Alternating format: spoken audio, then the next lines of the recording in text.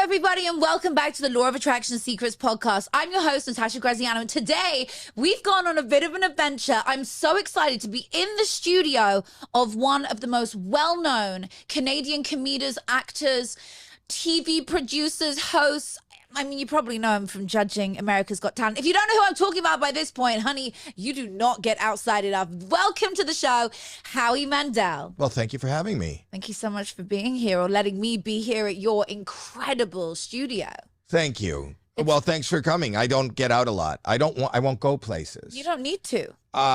Sometimes I'm forced to. Yeah. But I've been very open about my mental health, so I like to stay in the most comfortable place. So if I'm not home, this is my home away from home. You know, it's not fun for me to be out. Yeah. Can we go there? Because that's really interesting. You went there, and this is Law of Attraction, helping people to better their lives. You said mental health.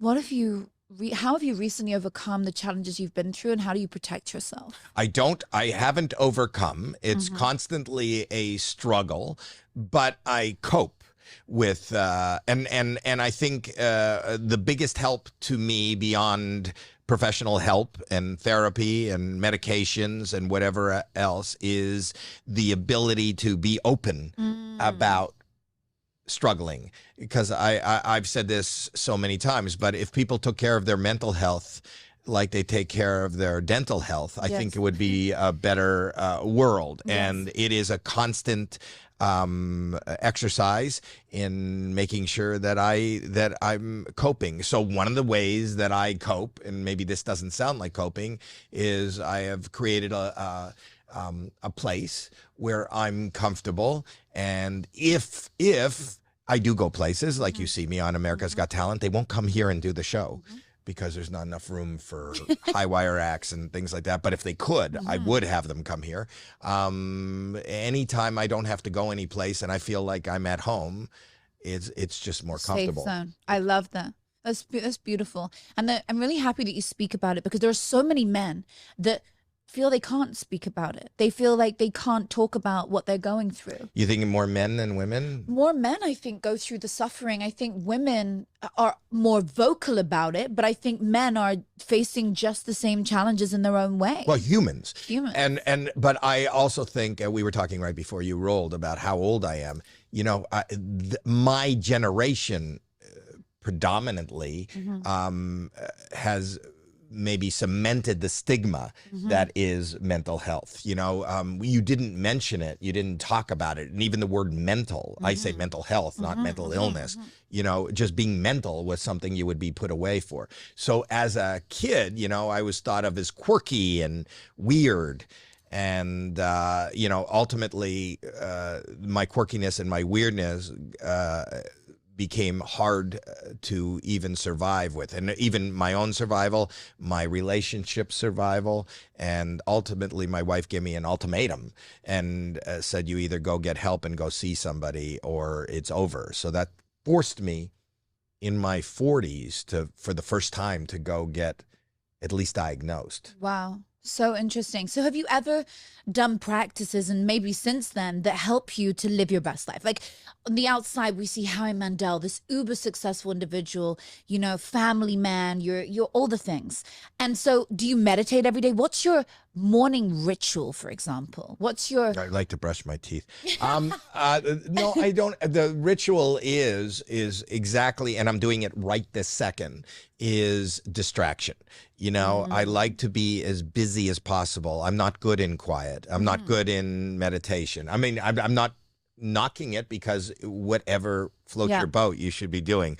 But for me, it is distraction, staying busy, staying focused, being in the moment, instead of having a quiet time where my mind can wander to, intrusive thoughts and, worry about what might happen, being neurotic about what did happen, how I was perceived. So in the moment, that's why out of all the different things that people may know me for, stand-up comedy is my favorite, because stand-up comedy keeps you in the moment. You know, it's that adrenaline rush. It's like the roller coaster thrill ride of performing. And, I'm glad I'm on your podcast, just doing your podcast. I'm not sitting doing nothing, thinking about possibilities. Yes. So and I have to answer a question. So which keeps you in the moment. Keeps me in the moment. So that's when I wake up in the morning, I have to get to work. I love that. And so you go straight to work. I think your work's amazing because you also have your family involved with your work, which I think is really powerful. Like I've met your son and your daughter today. I think that's beautiful. So you obviously put family at the forefront of everything. Family is my survival. I said my wife gave me an ultimatum, but that's out of love. I've been married to her for 44 years. We have 3 grandchildren, 3 children. I work with 2 of my 3. I have another daughter who is equally as talented that doesn't want to be involved in media. That's not her interest. So that's, I respect that also. But I talk to my kids every day. I see my kids every day when they're in town. But yeah, I think being surrounded by a support system, being surrounded by people who love you and care about you and helping yourself. Not everybody has that. But finding ways to take care of yourself. I think that it is a constant job for each and every one of us to take care of ourselves. You don't have to have OCD, and you don't have to have depression or neurosis or anything that I've been diagnosed with. You just have to be human. Life is going to throw a lot of shit at any of us. And it's hard. Life is really, really hard. You know that. That's your journey. We talked to you on my podcast about the journey, and whatever it is, whatever your philosophy is, and yours seems to work, whether it's manifesting or you can turn it around, but you have to. It's not easy. It doesn't happen. And I think most people grow up and wait for it to happen and feel that they deserve it, or that the people around them are going to serve them success and happiness.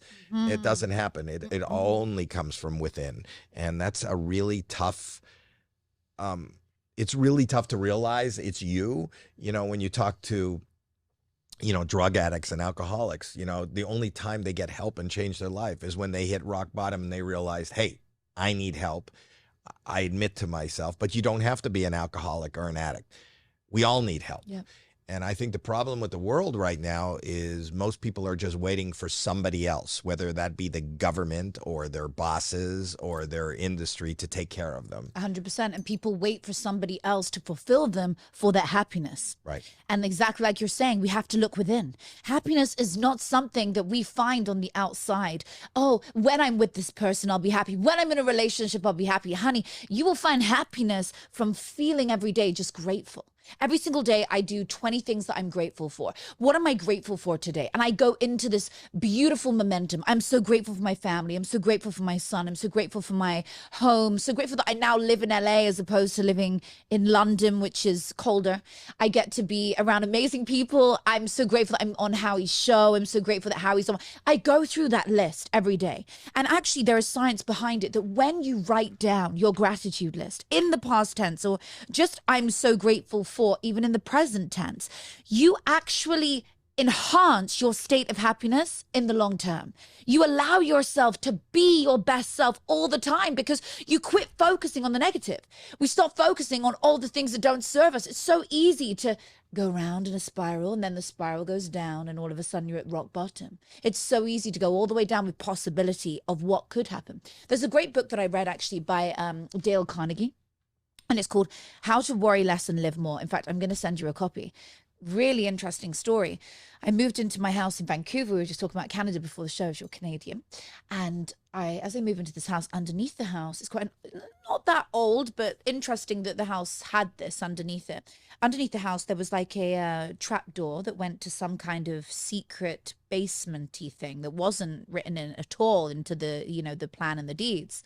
And it was covered in cobwebs. There was a pile of books inside. And on the top of the pile of books was this book by Dale Carnegie. And it was one of the original books, as it says on it still, 80 cents. So it's one of the original copies, which was, phenomenal. And I felt so inspired to read it. I thought, this is not a fluke that this has arrived in my life. So I go on to read this book. This book has changed my life for the better, because I used to worry and think, okay, what could happen right now? Like in my life, what could go wrong? Whereas the book teaches you 3 very simple strategies. One, when you start to worry, how to quit worrying by acknowledging the worst case scenario instantly. Because what we do when we worry is we run all around the houses, right? I'm sure you've been through times, and I'm going to talk to you about it and ask you some times that you've overcome. But like, we run round. We're like, oh my God, what's going on? This is terrible. We run round. This could happen. This could happen. This could happen. So what you do is you write down, I acknowledge that the worst case possible scenario of this is this. After that, you go into phase 2. You accept that worst case scenario. You accept what is the worst case scenario. In step 3, you work on bettering that worst case. See, I have a different philosophy. Okay, what is it? But it's different. It's only the only thing that is real. Yeah. If I start thinking worst case scenario, then I'm thinking what could happen. Right. But what could happen definitely has not happened. Yes. So all I have right now, the only reality, and I only want to deal with reality, the only reality is now. Now. This second, right now. Right now. I am sitting here talking to you. Yes. This is not a bad thing. No. Nothing scary is happening. No. Nothing bad is happening. This is amazing. Maybe something bad happened to me before, but that's my perception. I can't change the past. So the past doesn't really exist anymore. Yeah. The future, I don't know if it brings, you know, a bus could come, fall off the road and drive through this place, and it could be over tomorrow in a minute. I don't know what tomorrow brings. It's only about now. So people ask me about success, whether success is, how do you achieve success? And to me, success is excitement and happiness and feeling content in the moment. The moment somebody said, I started my career on a dare. Somebody said, you want to get up on stage and do something? I was at a comedy club. And the minute I got up on stage, that was my success. You know, social media, which I know you're really big in, and I'm spend my day posting also. Love that. Well, I like doing it because I just like, it is kind of an art form. But the truth of the matter is, if you are looking to be as wealthy as you think that picture looks, as beautiful as you think that picture looks, as successful as you think that picture looks, then you're acknowledging that you're not happy or successful in the moment. And what is success? You go to a graveyard, which we're all going to end up in. Who's the most successful person in that graveyard? The person who's alive. Well, or probably, yes. But we all ending up at the same finish line. Right. So the truth is, I don't like scenario. And scenario, because what I suffer from and have been diagnosed with is something called Obsessive-Compulsive Disorder, which by virtue of what it does is I have these intrusive thoughts and fears and negative things that force me to do something so that doesn't come to fruition, which is only about thinking about worst case scenario. So in order to distract myself, I have to be in the now. And right in this second, I'm sitting on a podcast. My kids are in the other room. If this is the most successful moment I have, there's something incredibly successful about that.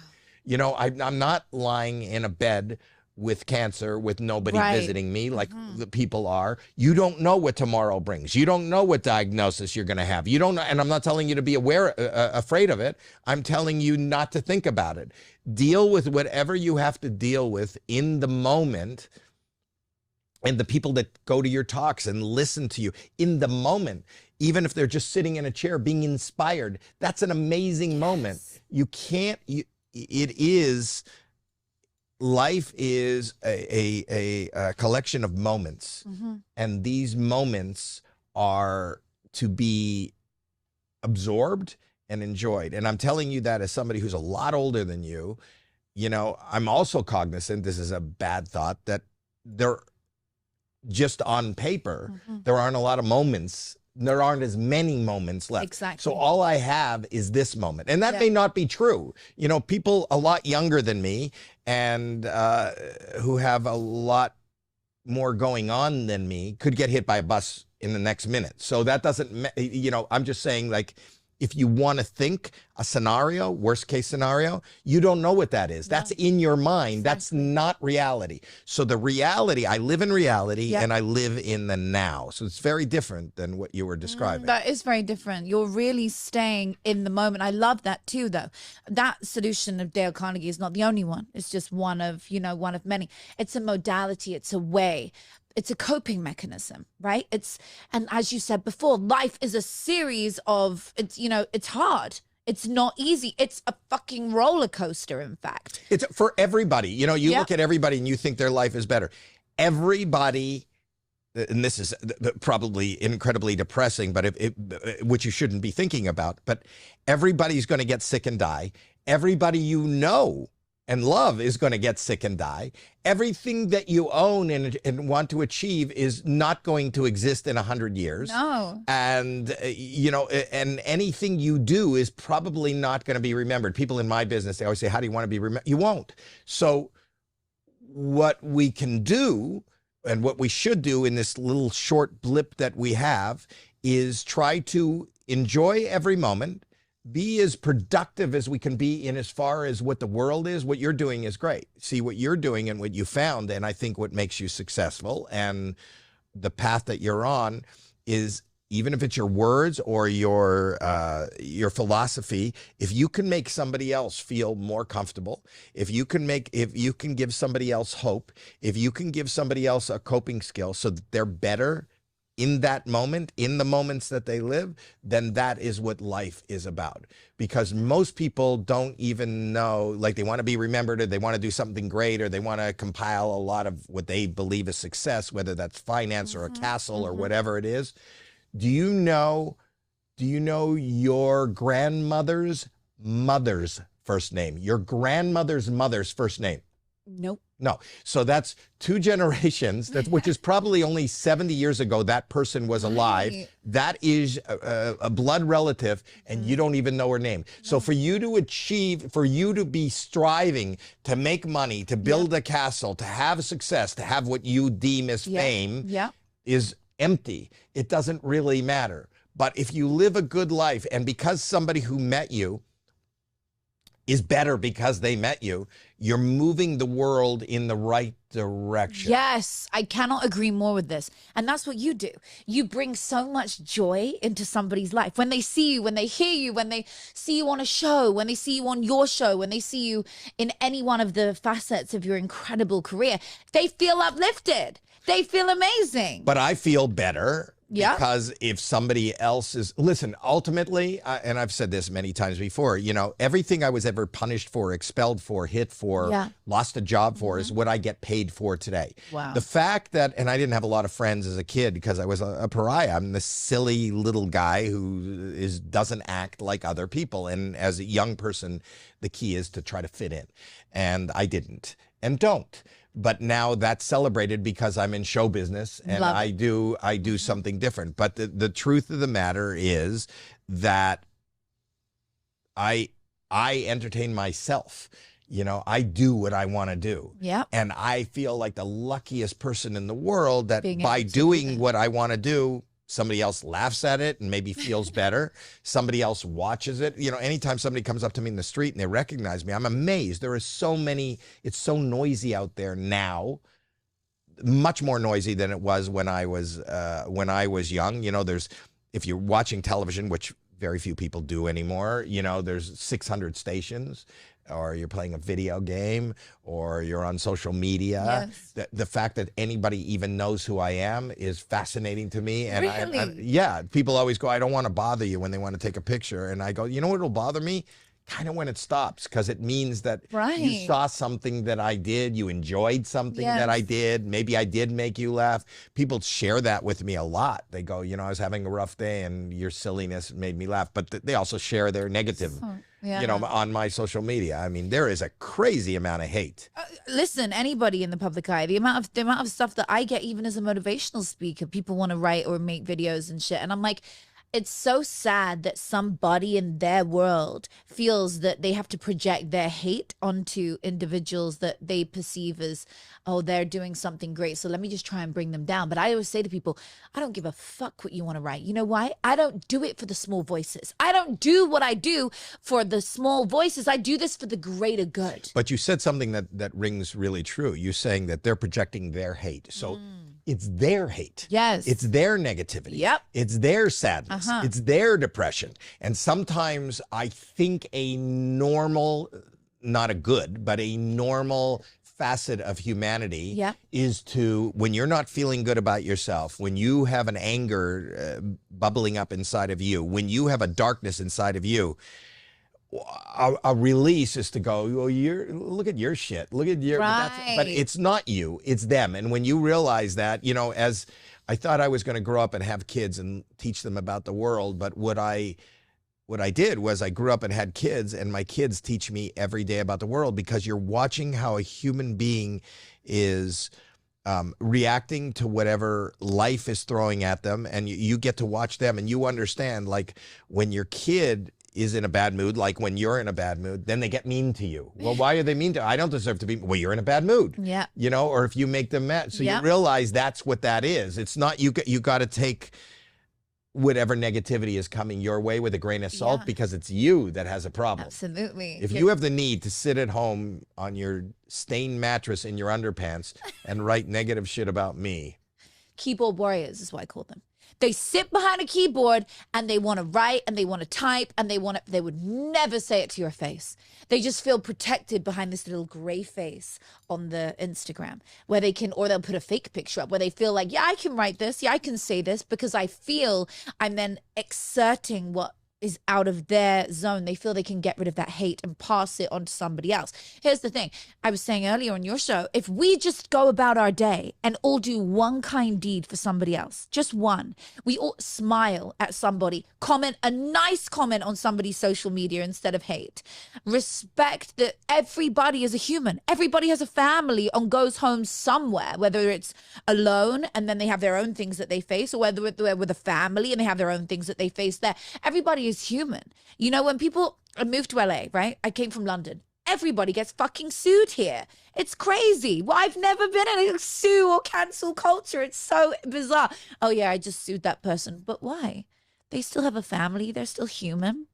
Why do people go that far? That baffles me.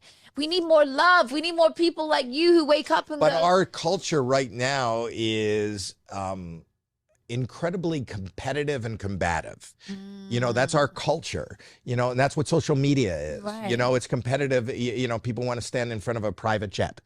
People want to show that they're in amazing shape. What are you showing? Like who? Yeah, I used to do the bit about, which is kind of old now, but I used to do the bit where we all take selfies. Yes. Is your shirt coming off? It is. I'm so sorry. It's literally don't apologize.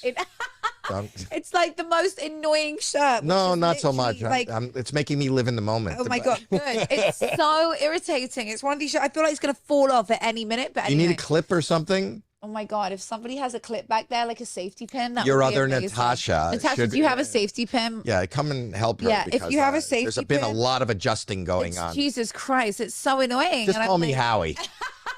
It's another Jew, but we all look alike, You're don't we? Jewish too?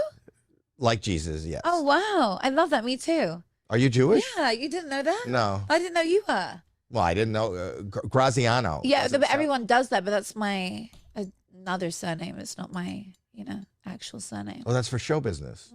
It is now. Yeah. All yeah, right. yeah, yeah. All right, I'm not asking. You can Oh ask my me a God. question. Okay, wait. While we're dealing with the safety pin. Yes. I saw her get up and go get something. Somebody is going to bring me one. I love that. Okay, wait. So I want to ask you, give me a story that your family would tell about you. A beautiful story that your family would tell about you. Maybe a beautiful story? Funny, beautiful, something that your family would say about you. What would your kids say about you? I don't know that it would be beautiful, but it would be like my kids or my parents or maybe your kids, like your family, like that they would tell about me. You should ask my kids; they're all here. What would they tell about me? Alex, is there a story that you would tell about me that is a good story? Alex, we really want to hear it. Alex can come to the mic. Alex, I don't know a beautiful. Alex, do you have a beautiful story about me? Beautiful story about your you'd have dad. to put on. Come here. Yes. I love that we actually have the kids for this question. He's adorable, isn't he? Come stand right here. Love it. Hi, Alex. Come tell a story about your dad. A beautiful story about Dad, and you could see whether you're in the shot or not. There we go. I don't know if I have anything beautiful. Lean in. See there. Yeah, I'm here. There you go. What? Something beautiful? She said, "What is a beautiful story that your family would tell about you? Tell them a beautiful story about me, Alex." Well, Or something funny, like. you know what? So here's the weird thing. They have no beautiful stories about their father. Isn't that wonderful? You know what? It was beautiful how funny it was growing up with him. But but I wouldn't say there was nothing. I wouldn't call it like the typical wholesome beautifulness. I got in trouble a lot because of you. You got in trouble because of me? Yeah. Oh, I know what story he's going to tell. Oh, okay. Yeah. Come on. Then now that you brought that up, he would tell a story. This is really bad. So when he was a younger boy, I spend a lot of time on the road, Right. you know, because I do stand-up comedy. And I would be out for like 200 days a year. And one of the most horrific calls I got was my wife was crying. Here's a pin or a clip or thank something. you so much. Amazing. That is the safety pin we're going for. It's so invisible. Nobody's ever going to see. Okay, well, just... There we go. This will help. Yes, I'm not looking. Your eyes are up there. Oh, God. But anyway, perfect. That will do. all right. Okay. So my son, my wife called in tears one time when I was on the road because I wasn't around for the family, that she found a lump on his chest. He was just he was probably about 8, 9 years old. That he had a lump on his chest. So I canceled the show and I flew home and we went to the doctor. Yeah, that's what I thought. And as it turns out, it was okay. Oof. And it wasn't cancer. Right. And it was just a growth that eventually went away. You didn't even have to have it removed. But you get scared, and it's your children. And that night, because I was supposed to be on the road, I went into his room after that night. He was going to go to bed, and I realized that we didn't. He said, "Dad, what was wrong? Like, why'd you come home? What was wrong?" And I don't know why I said this, but I just thought it was funny. I said, "That thing you had on your on your chest from your bone, that was you have a boner." He goes, "It's called a boner?" I go, "Yeah, that's a boner." And you know what? You should not do gym class. You shouldn't run because you have that. And he goes, "I shouldn't run?" I go, "No, you shouldn't run." Anyway, good night. And I put him to sleep, and I left, and I didn't think of the ramifications. And the next day, my wife calls me and goes, "Howie, what the fuck did you do?" And I go, "What?" "They're calling me from Alex's school." And I go, "Why are they calling you from Alex's school?" "They said your son is being inappropriate." I go, "He's being inappropriate. What did you tell him?" And I didn't know what she was talking about. But apparently they went to gym class and he was telling everybody he wasn't allowed to run because he has a boner. Oh my God, that is so That's what he brilliant. was. That what he was bringing up. So I didn't know. I didn't draw. My family would tell you that I didn't.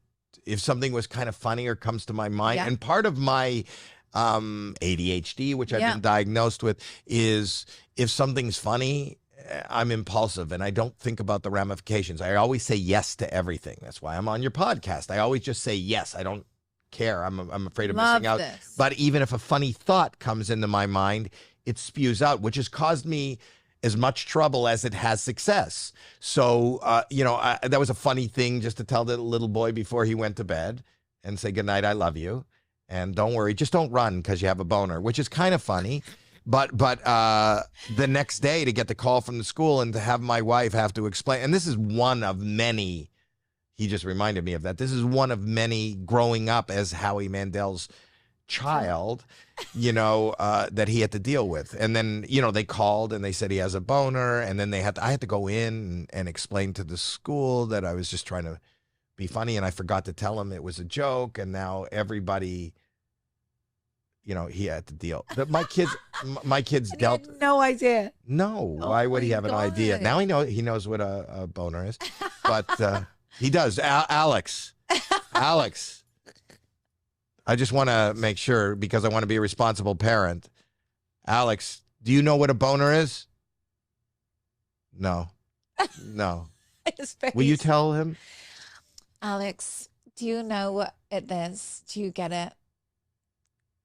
They can cut to the. Oh, wait, he'll come in. Oh my God. I think it's up to you to tell him what a boner. It's the lump in your chest. He says, those are my kids. Oh my God, great story. Okay, that was a good one. Okay, let's rewind. When you were young, you were growing up. Did you know what you wanted to do? Did you know that you would be Howie Mandel as we see you in the world today? I always knew I would be Howie Mandel. I just didn't know what Howie Mandel would be. No. And to that end, I can't tell you what I'm going to be 5 years from now. So a lot of people have a goal. I also don't believe in goals. I don't believe in goals because a goal is an admission to yourself that you're not where you want to be. Interesting. It's not positive to have a goal. It is only positive to enjoy the moment. And, you know, as somebody who grew up in middle-class Toronto suburb, being in show business and living in Hollywood was not in the cards, not anything I wanted, not anything I pursued. I was never in a school play. I didn't study acting or anything. It just so happens in the mid-70s, there was an explosion of comedy. And I went to a comedy club as a patron to watch. And the host said, does anybody want to, we have at midnight, we have an amateur. Does anybody want to get up and do 3 minutes? And somebody at the table went, you should, Howie. And I went, okay. And without ever thinking that it would be a career or anything. And it wasn't, you know, it was a dare. And I went up on stage, and you're too young to remember, but if you go to YouTube and you look at videos from me from 40, 50 years ago, it was me being terrified. And because I have OCD, I carried rubber gloves in my pocket because if I went, surgical gloves, if I went out in public, I would have to go to a public restroom. I would put on gloves because I didn't want to touch anything that was germ. And I was standing on stage and I didn't know what to do. And I had my hands in my pocket and I took the glove and I pulled it over my head and I inflated, I was breathing and everybody was laughing in the audience, and then I blew it off my head and they all applauded and I went, good night. And then they asked me to come back the next night. The glove routine in 1979 through 80 put me through the roof. I ended up doing, I got a young comedian special on HBO here in America. Wow. And I ended up having so much success with that one bit that I was playing, you know, 10,000 seats and 15,000 seats in the 80s. And I became, you know, I was on this show called A Young Comedian Special. It was me, Jerry Seinfeld, Harry Anderson, and Richard Lewis, who all those people became really successful here in the States. And that kind of just blew me up. And I didn't know. So I didn't know I was going to be a comedian. And then as a comedian in the early 1980s, the next step was people would get a sitcom. You know, Robin Williams ended up doing Mork and Mindy. This was at the same time. There was every comedian was getting a sitcom.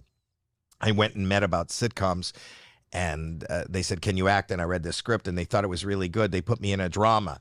I ended up doing 6 years on a show called St. Elsewhere. That's where me and Denzel and a lot of other people came out of. So I was on, I didn't want to be an actor. I didn't know I was a dramatic actor. And then in my act, I would do these little voices that I got because I was, when I was a kid, I was choking on a piece of cake, and it cut off my air and it made this noise, and I learned how to replicate that noise because people were laughing at me at the party, and I used to do it in my act a little bit, and then I got jobs.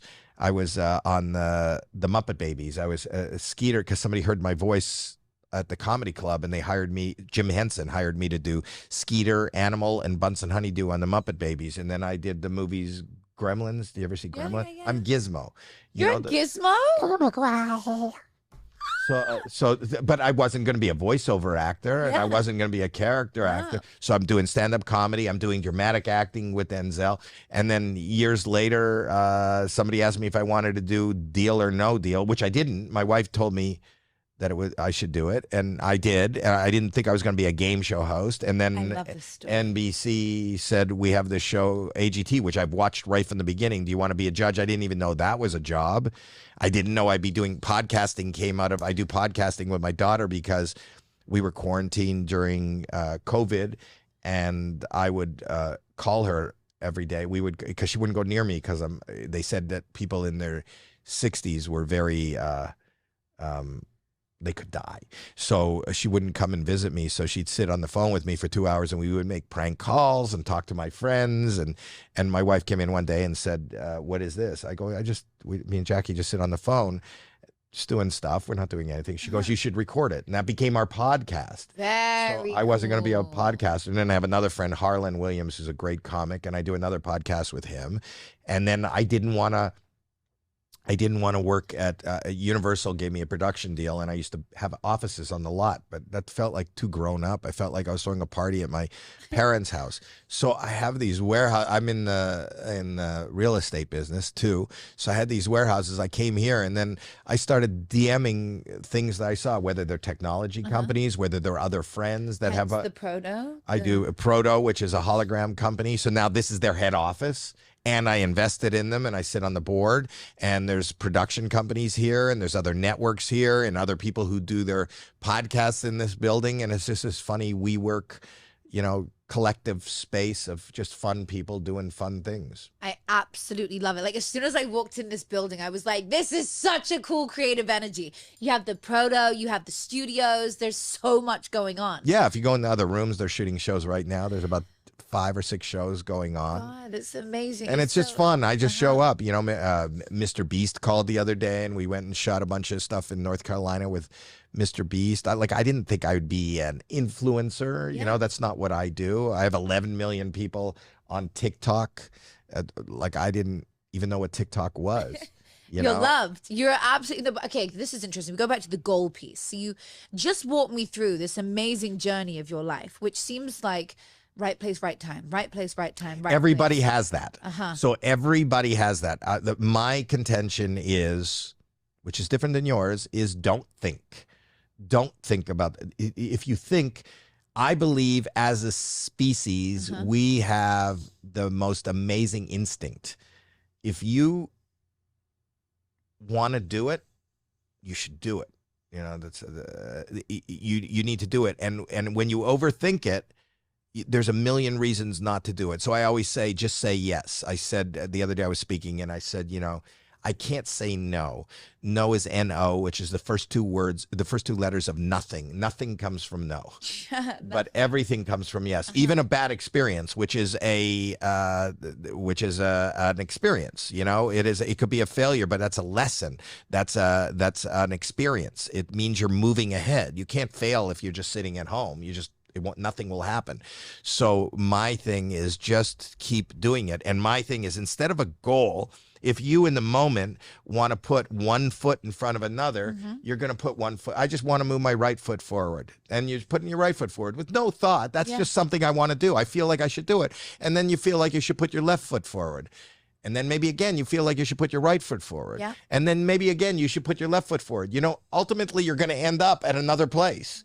Now, if you're just looking at that other place and hoping you're going to get there, you're not going to get there. No. But if you just put one foot in front of the other, so you take these steps. So the point was that somebody said, hey, he's saying amateurs should get up on stage. I just did it. I didn't do it because one day I want to be a star, and one day I want to be a comedian. And then when I did comedy, I didn't do it because I wanted to be a dramatic actor. Somebody just put that in front of me, and I did it. And I think so many people are at a place in their life where they go, woulda, coulda, shoulda. I don't have any woulda, coulda, shoulda. I did it. I'm doing it. I'm still doing whatever I should do. I don't know. I didn't do any research to be on your podcast. I don't know who's going to listen to this. I don't know what connection I'm going to make. I don't know if somebody is going to say, I heard you on Natasha's show and I want you to do this, or I want you to rep this. I'll always say, okay. And the point is, you don't know. And I think life affords everybody, almost everybody, equal opportunity. And you just have to recognize those opportunities and walk through the door. Your door was that mirror that you were looking in and said, I got to do something. I got to do something nice every day. I don't want to do what I'm doing today. I'm not going to do tomorrow. I'm going to do something different. And whether that's smiling at somebody, whether that's coming up with an idea and motivating somebody, whether that's putting it down on paper and seeing if the book gets published, whatever it was, you just did it. Maybe you did it. Maybe your philosophy was a little different. You had a goal, but it's not the goal that got you there. It's the steps you took to get there. You got it. You can't get any place without steps. So the point is that I think that what thought does, it paralyzes us. It's, there's a million reasons not to do everything I've ever done and everything anybody else has ever done. If the guy says, well, you want to get up on stage an amateur night for comedy, let's just take that, for instance. Why would I? I don't want to be a comedian. I have no interest in show business. I've been engaged for 6 months. I'm about to marry the girl that I'm married to now. I'm doing really good in retail. So I had a job. What are the chances of being a comedian? Like, I've never even pursued it. I don't want to be one. I don't care about it. Isn't that funny? So I wouldn't do it. And then by the same token, once I was a comedian, why would I do a dramatic show? Like, why would I be one of 12 of a cast on a dramatic show with these people? Like, what is that? I'm a comedian. I shouldn't be doing that. I shouldn't do that. I did that, and I made great connections. I ended up doing movies. I found out I didn't like movies. I turned down I did a lot of movies in the 80s, and I didn't want to do movies. I don't like it. I don't like that. It's not fun for me to be told what to say on a certain mark, have somebody else edit, and sit in a trailer for 5 fucking hours, 3 months away from my family. I did movies. You prefer living in the moment, which is why comedy is much more suited. Yeah, but it's not fun. A movie set is not fun. It sounds great to star in a movie. It's not. It's not fun. Maybe other people enjoy the process of acting. I personally don't. So I don't do movies anymore, and I turned down a bunch of movies, and not since the 90s have I done a film. I did some little cameo things. I didn't know that I would be a game show host. I didn't even understand what Deal or No Deal was. It turned out to be the most successful thing in my career. It is the biggest audience I ever had. People know it. I'm now an executive producer of Deal or No Deal Island. I'm not hosting it, but that's fun. I didn't think I would be in the business of show, or producing other people and producing. I do things that I want to do in the moment that sound like fun. If they don't work out, and by design or just by life, more things I try, the majority of things I try are failures. If you think about it, I say okay to so many things that don't work out or don't move along or don't do, but that doesn't make me stop. Keep doing it, keep doing it, keep doing it. And most people my age are tired and not curious. I'm really curious. You are. I mean, you're so also present in all of the latest technology and beyond. But I'm curious. I can see somebody my age not being, I don't give a shit. I don't know how to work an iPhone. And I get that. It's tiring. When we are young, we are, just by virtue of our age and how we are curious. That's how we come out, and you're about to have a baby. And that baby is a bundle of curiosity. Yeah. You will be talking to that baby, and that baby wants to know what you're saying and how they can say it and how they can figure out by making noise. It's just curiosity. They're so curious that if people speak different languages around them, they could pick up languages like that. They'll get to an age where they want to watch whatever you're watching on screen, and they want to know what the latest song is, and they want to know who the latest artist is, and they say, Mommy, get me those shoes, because everybody's wearing those shoes, and they know, and they're looking, and then they know who that's what pop culture is, popular culture. Then you get to an age, I don't know what your parents are like, but you get to an age where you go, I don't have the energy to keep looking it up and figuring it out and listening to pop culture. So I'm going to remain in this haircut and these clothes. And if you play me a song, I'm going to tell you that's not music. When I was a kid, that was music. Well, that music that I remember wouldn't engage anybody today. The lyrics won't talk about anybody today. It won't, I don't think the Beatles would be the smash that they were outside of the time that they were on. Absolutely. It's all at that moment, what is the energy of that, the creation of that? So when my son showed me social media 30 years ago or 20 years ago, he showed me, and I saw a YouTube video that had 100 million clicks on it, and everybody was saying it was hysterical, and I was going, I'm being honest with you, I don't get it. Then I said, oh my God, there's a language. The current of culture is moving on, and I don't even get that language. Like, I don't have to like it, but it's like music or whatever. I get why it's great, or I get why people like it. You know, I'm not a huge, I don't really respond to country music, you know, American country music, but I get why it's, the artists are great. What's your favorite type of music?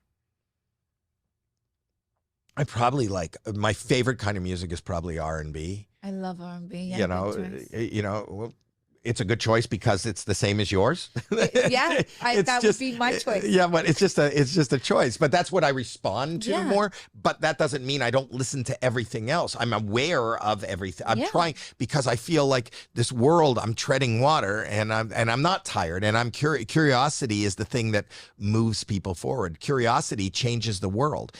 Interest. Why did Columbus get on a fucking boat and sail off to what was supposed to be the end of it? Yes. Sometimes it kills cats. Sometimes it moves the world to the next level. What is that about? Well, curiosity killed the cat. Because you can fail. If you try things, you can fail. And people are afraid to fail. Killing the cat is a euphemism for failing. You know, so don't be too curious. Don't try to find out something bad will happen.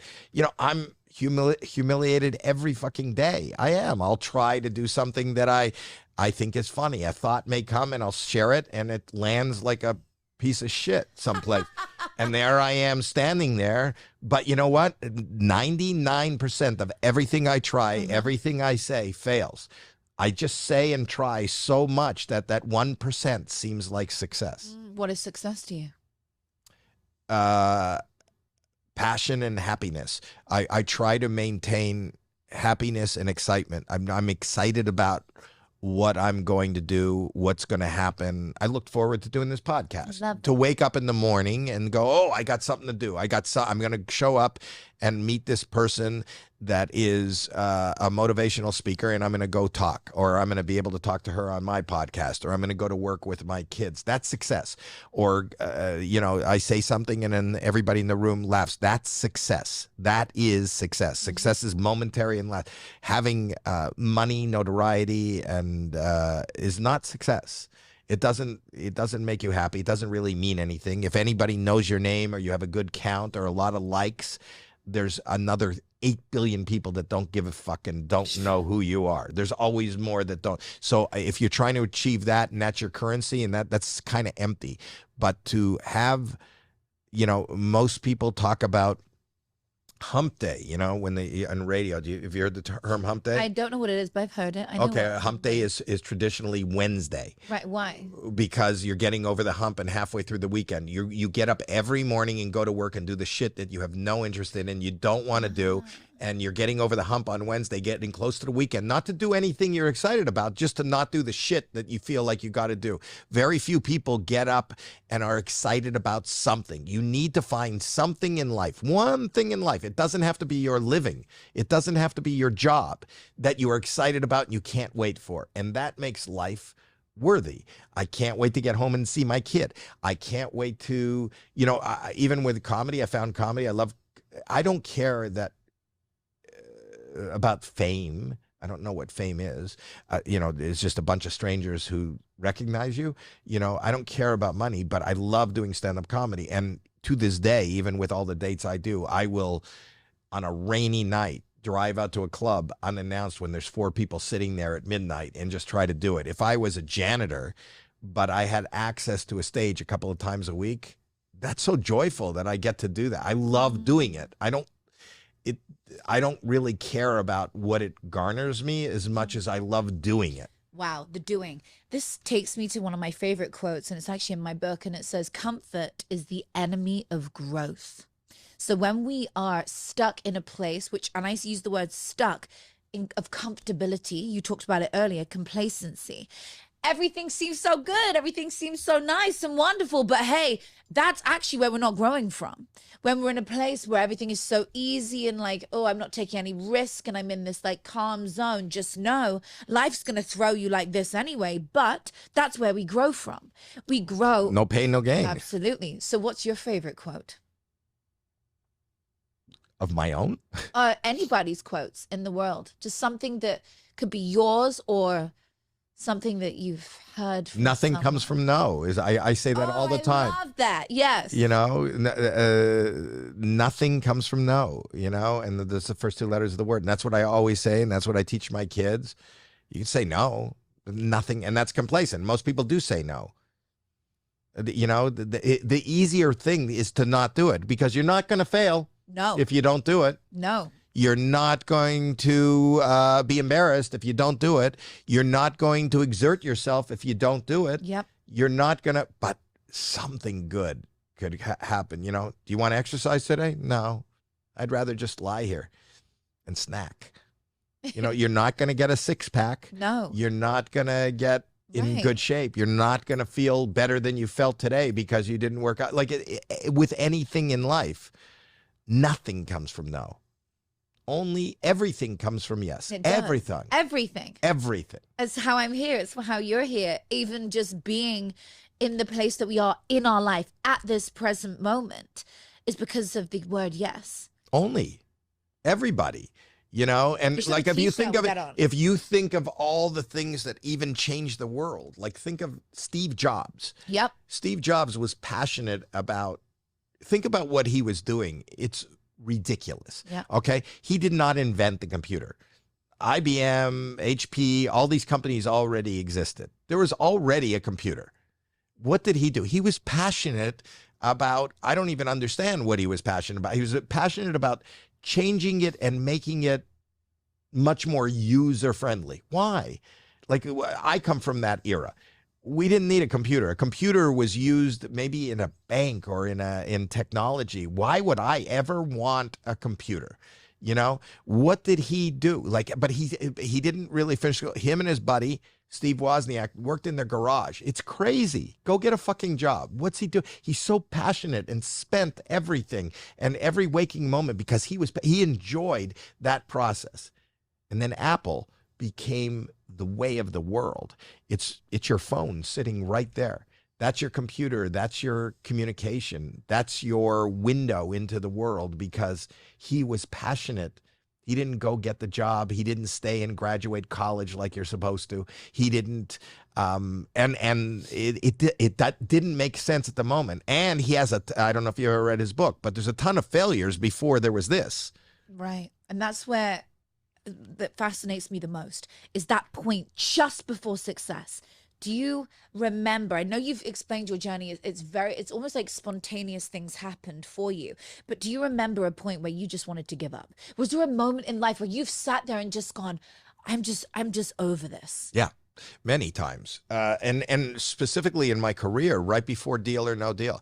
Right before Deal or No Deal, I had a bunch of failures. As I told you, in the early 80s, I was playing like arenas and big places and 10,000 seats and many shows in a night. And by 2004, I was doing club circuits, little 500-seat places, half full. I had done series and movies, and I was sitting and auditioning for 5 lines and under. But I had done well. I'm pretty good financially, and I love real estate. So I just said, I just can't take this kind of rejection anymore. I'm not going to do it. And I got a call to do Deal or No Deal. And I said, I'm done. Yeah. I'm done. I don't want to. And you would have to realize at that time, comedians didn't do game shows. Game shows was, you could make fun of game shows. You didn't do a game show. And I just said, that's going to be the coffin on the end of my career, the nail in the coffin on the end of my career. So I just don't want to do it. I don't want to do show business anymore. I'm happy. I have a beautiful family. I love real estate and other things. I just don't need to go in front of people and be kicked and kicked and kicked. I'm over it, and I don't need to do a game show. And they showed me Deal or No Deal, which made no sense to me. There's no skill, no trivia, no nothing. There's 26 cases, and as the host, you just say, "Open the case. What's in the case? Open the case. What's in the case? What case do you want? Open the case." I said, "This is ridiculous. There's nothing to do," and I just said, and my wife, who knows me better than I know me, just said, it was the first time I was going to say no. The very first time I was going to say no. And I was saying no. And she goes, "No, Howie, listen to me. Just get out of the house. If nothing else, you'll be busy. You'll be busy." Because even with real estate, that's something that's just investing. That's not doing anything. Go and be in a studio. Wow. And just, it will be embarrassing. It's probably going to be a piece of shit, but just go and be amongst people, and you're the host. And so I went, for your mental health, just go there. So I went and did it, and I never had a bigger success in my life. Wow. That A Deal or No Deal is the biggest success, the biggest one success I've had in my life. And that was the biggest success was the thing I was going to say no to. I would have never had that. I would have never had this building. I would have never had production. I would have never done the other things. I wouldn't be on your podcast if I said no to that one thing, which I did say no to, but my wife made me say yes. I love that. And how many years were you on it for? Well, I'm still, the Deal or No Deal is an ongoing thing. The show ran for 5 years. It was huge. Yeah, no, I know it. I very much know. Not Des O'Connor, Norm. We saw it. We watched it. But in London, you had another guy. What's his name? Who was the host? Oh, that'll come to me in a minute. But anyway, it was all over the world. But I did it for 5 years. I did about 500, 600 episodes. A lot of stars. 500 episodes. Oh my god. Yeah, we started. It was Meghan Markle's first show. She was on it. I didn't know That's where she came from before Suits, and then Chrissy Teigen started on there too. So it launched a lot of things, and then now you exec produce it. I exec produce Deal or No Deal Island with Joe Manganiello as the host. And Sophia the island version is on an island. Yeah, it was a huge hit last year. It was the first season, and now this is the second season. They're shooting it right now as we speak. I love this. Yes. I'm going to have to go and check it out because I haven't seen Deal or No Deal Island. Yeah, it's doing really well. I love that. Okay, diving more into you and like your beliefs, because this is something that really is, the law of attraction, right? Did you have books that you read growing up that were an influence? Do you read anything now that's an influence to your world? Like, is there something that you particularly say, you guys have got to read this? Is there something that's, I read The Power of Now. I read The Secret. Yeah? Oh, you read The Secret? Yes. Yeah. Yeah, most of those guys who have been in The Secret have been on the show too. Okay. Like a mentor. So I've read that. I'm also a New York Times bestseller. I wrote my own biography. Here's the Deal, Don't Touch Me. Love the name of this book, though. Oh, my God. It's my life. I'm going to put a link below that to everybody who wants to go and get a copy. You probably already have it, but anybody who doesn't, here's a new audience for you. Thank you. I love that. And Are you writing anything else? Reading? No, I love biographies. I love people's journey to wherever they get. But at the moment, no. Are you looking to write another book yourself? No, I don't looking to do anything. I don't know what I'm going to be doing tomorrow. So you literally decide in the moment. In the moment. So how do you plan stuff? Like I don't plan. I don't plan. I have a guy that does my calendar. If there are things that have to be planned, if you call and I'm going to do it and there's time to do it, or, I'm at the mercy of other people because of their schedules, but I don't want to plan. I want the world just to open up. I just want things to happen. And I believe things happen for a reason. You meet people for a reason. You do things for a reason. And then I do not, blaze a trail. I just follow a path, I just love the way the world opens up. And I think that people, opportunity doesn't knock, those doors open and you have to walk through, and it's really scary to walk through. And I'll see when the next door is, and I'll go, as soon as I finished here, I'll go say to the people that work with me, what am I doing now? Wow. Do you believe in luck? I believe in bad luck. I don't believe in good luck. I think we all have luck. I think all those things that come in front of us are fortuitous, that they come in front of us. I believe that, you know, you can make that luck turn bad by, you know, certain things that you do. making your decisions. Based on your decisions, you change the direction of that luck. I believe we all have luck. Good luck is the people that take advantage of the luck. Bad luck are people that try to steer the luck. God, so interesting. If you could tell your younger self, final question, something, what would it be? If you could go back to Howie when he was 16, 15 years old, and this is something that I think the audience will take away. This is something that I believe somebody will listen to today, whatever age they are, and go, wow, that was really what I needed to hear today. What would those words be? It doesn't matter what side you part your hair on. Or if you even have hair or Well, that's not. the point. I have a part everywhere. What would I tell anybody? So funny. Just yes. Just say yes. Do you have Always. a t-shirt collection of that? You should. No. You should have a whole t-shirt collection, guys. Go and create one. You for don't him. need a t-shirt. You just need the word. And you need the you know, fear is good. People go, it's scary. When you're scared, you're alive. You know, I like, do you like rides? Yeah, I love roller coasters. Me too. Yeah. So, you know, the scarier the roller coaster, the higher it is. I still like roller coasters, and I go to theme parks all the time. The scarier it is, the higher it is, the more you're upside down, the closer you think you're coming to death, the more your adrenaline runs, and then you go, I want to go on again. You wouldn't go on a roller coaster again if it just had you know, you just went along a straight line and there was just a little bit of a breeze, and there you are for 2 minutes on a straight line, just flowing at 20 miles an hour. It's kind of boring, and that's kind of a great, you know, example of what life is. A lot of people just want to sit on that straight little roller coaster, and I like that fear, and I like that makes me feel alive. And my daughter was making fun of me because she saw somebody quoted me, and I said, you know, if you fail, it just means you're alive. I like to feel life is too short, and I like to feel alive. And if I failed and I got scared, or it means I did something. If I don't fail, I didn't do anything. Or if I'm not scared, or if I'm not worried, or if I'm not excited, I'm not living. I'm just sitting, existing. I don't want to exist. I want to live. So powerful. I love that. Well, for me, fear is just false evidence appearing real. Without an acronym. Yeah, without fear, without having those feelings, and you transcend it. You transform fear into excitement, right? That's all it is. That's all it is. It's just excitement wrapped up in a cloak.